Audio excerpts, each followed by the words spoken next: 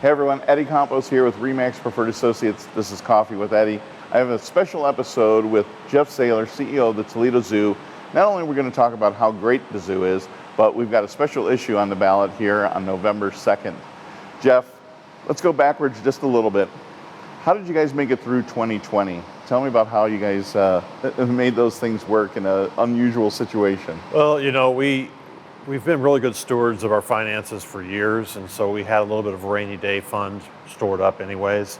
But we were closed for 3 months. I would say the most innovative thing we did was those departments that are in charge of revenue that depend almost entirely on guests sort of reposition themselves and look for new ways to generate money. And one of those was our catering department. They started doing meals on the go, and they were able to provide family meals for order and pickup on Tuesdays. And the great thing, we were able to engage the community in helping to provide meals for first responders. So That's people fantastic. might buy a meal for their family, Yeah. and they get one for the nurses at Yeah. one of the hospitals or for the EMTs at one of the fire stations. Well, you guys have a tremendous amount of responsibilities. You have a significant workforce. You've got thousands of people that get generated through the zoo every week, so you had to be extra careful. You did. At the same time, we're kind of used to running those sorts of scenarios. We have to protect our animals. A lot of our areas we wear masks anyways because you don't want to give the gorillas the flu. So we were kind of used to that. We were able to get these sterilizing units to put into our HVAC systems to help add a measure of security there.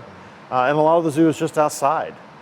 So it was a great opportunity for people to come out and walk around, especially at lights. And to do something while we were still sort of in a partial lockdown situation. Sure.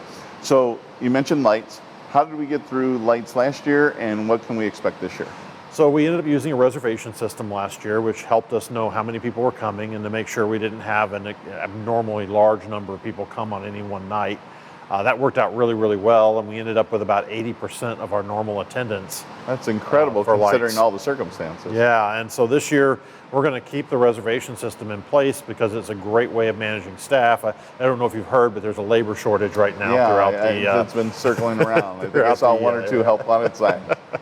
So, we're trying to make sure we make the best use of our staff that we have. I will put a plug in there. We can use any help that people want to give for part-time staffing. If you know someone who wants a job, we can give you one today for Lights Before Christmas. And if someone has a teenager, my daughter was a zoo teen for 3 years and had a wonderful experience. So, and I know they take part in some of those activities. Oh, we can hire kids 15 years and above to come in and help with lights. It's a great way to make some money and also get some work experience. So while things were a little chaotic last year, you had a couple of new additions to the zoo.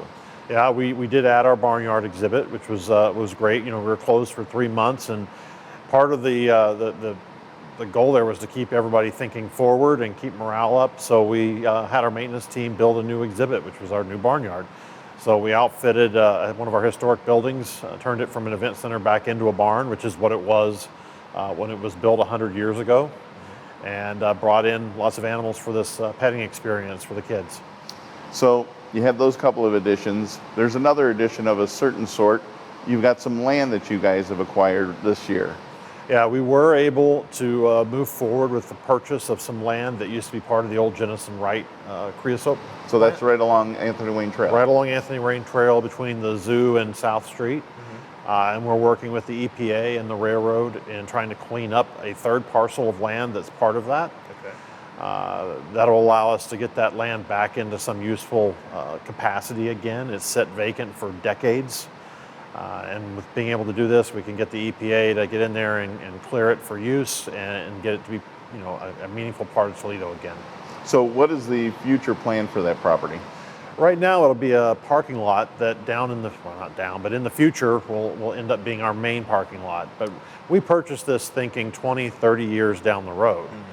This isn't something where we're going to immediately be moving into that. We have to build a new tunnel under the railroad, make a new entrance, all these different pieces. But, the zoo is something that's been around for 120 years, and you can't just think, what's going to happen next year. Right. Well, and parking is much needed. I mean, you've got lots of visitors coming through. You want to make it as comfortable as possible for people. Parking is needed. We also do an amazing amount of advertising in the Detroit region. We bring more and more people from Detroit to Toledo. It's really important that we can keep the experience high at the zoo and make every aspect of it positive. At the same time, for us to really continue to grow the zoo and keep it in the way the people of Toledo expect it, we have to grow our market, and that means bringing more and more people from further and further away. So the zoo does a great job of taking care of bringing in events. One of those events is Zoo to Do. How did that go this year? Went fantastic. We sold out on our tickets. It was a little more spread out to help mitigate any concerns over pandemic issues. A handful less restaurants, but still really, really well attended. So we really loved it, and we're all set to go at it again next year. Well, anyone who's ever been to Zoo to Do knows that you're not going to starve that night. No. So it probably wasn't even noticed by most people. There was plenty of food to go around. Sure.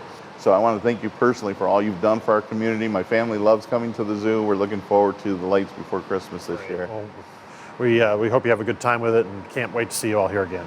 Thank you very much. I really appreciate your time. Appreciate it. Guys, thanks for tuning in again to Coffee with Eddie. The Toledo Zoo is just a gem for our community. Take care and see you next month.